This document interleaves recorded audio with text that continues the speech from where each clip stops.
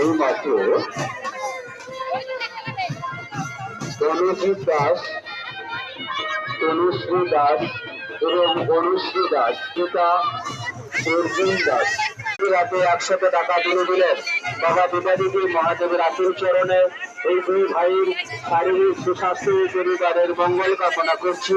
সেই সঙ্গে এই দুই ভাইকে আমরা মন্দির কমিটির পক্ষ থেকে অশেষ ধন্যবাদ জানাচ্ছি।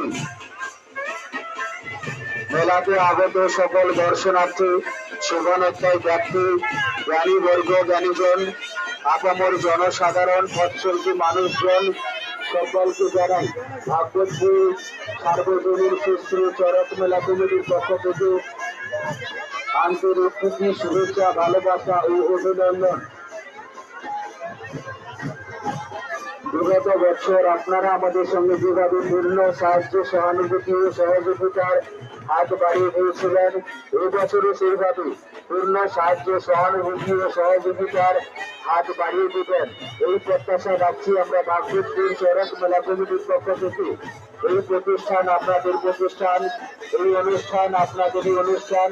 আপনাদের ঘাম ঝরা অর্থ সাহায্যের বিনিময়ে গড়ে উঠেছে বাবার মহৎ প্রতিষ্ঠান।